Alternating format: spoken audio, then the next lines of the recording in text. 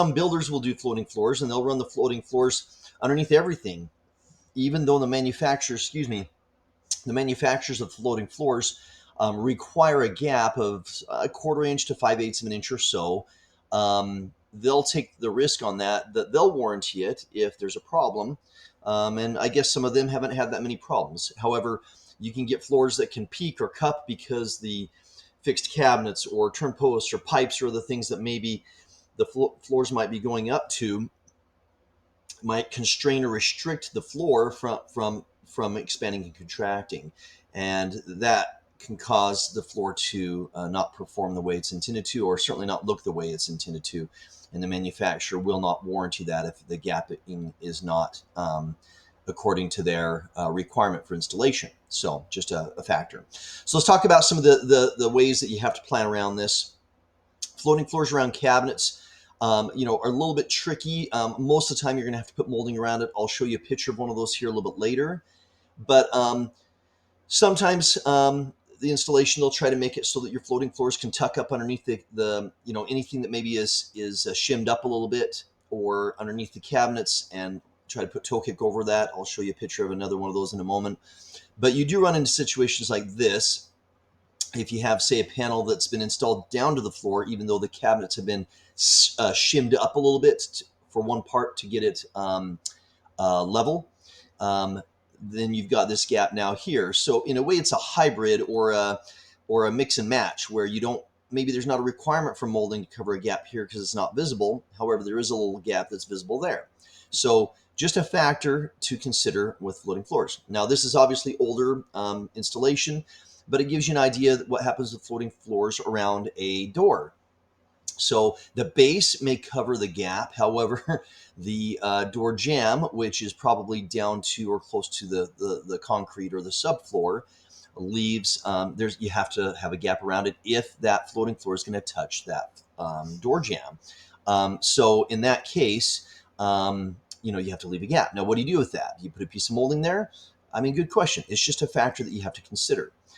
In this situation, this is in a kitchen. You've got the shoe molding that is covering the gap, the required gap for the floating floor around the cabinets. However, here's the fridge opening, which you might constrain or restrict the ability of the fridge to fit into that space if you put a molding in there. Now, you could put a smaller molding in there.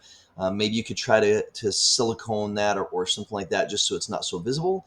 But again, it's a factor that has to be considered. I don't like the look of it, but you can't get away from it with floating floors. And you might, now if the fridge ends up covering up the whole cavity, then it's not visible. It's not a big deal, right?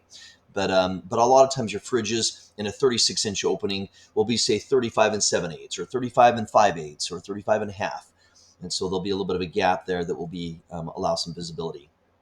The other factor is when you're molding. Now, of course, this is, an older installation. It looks like the putty's kind of worn out of the nail holes here. But this shoe molding is matching the floating floor. This is stairs going upstairs here. This is a turned post. Sometimes people like the look of this. The challenge with this is, because you have to cover this gap, you can't get away from it. Do you match the turn post with the molding? Do you try to figure out a way to find something to match the carpet? Do you just match the flooring? Again, gaps here in the range area and dishwasher area when installing cabinets and getting ready for, this is a new installation. Again, most of the time those won't be visible, but like I showed you on the fridge, periodically you will see something there. Okay, last couple things for you. So here's a situation where you've got a shoe molding around the island. In this installation is just wrapping up in this project, and no molding in the kitchen, against the cabinets on the wall. So my guess is that floating floor, they ran it up to the cabinets, then put the toe kick on top of it to cover the gap, and it looks pretty good. If that can work with the gap that you're required to have, then great. But again, you have a mix now. Now you have molding on the island, no molding on the perimeter of the kitchen. So these are all just factors in considering when you're doing floating floors. One departing thought would be, what is your alternatives? Well, if you're going to go for a vinyl, luxury vinyl plank or luxury vinyl tile, LVP or LVT, see if the manufacturer will allow you to glue it down, if it's designed to be glued down or floating, either way. Um, some of the floating floors are not designed to be glued down. So look into that option. If that would work for you, then I would suggest putting the floor underneath everything. Oh, a couple other things. So here's a sink base. There's no floating floor run under the sink base if the installation is done according to the manufacturer recommendations, which means it's vulnerable once you have a leak, that it's going to pool up. If the leak gets down and goes into the cabinet and down below the cabinet, it's going to pool up underneath the sink base, possibly not only cause damage to the cabinet, possibly the floor and other areas of the house, before you detect the leak, most likely.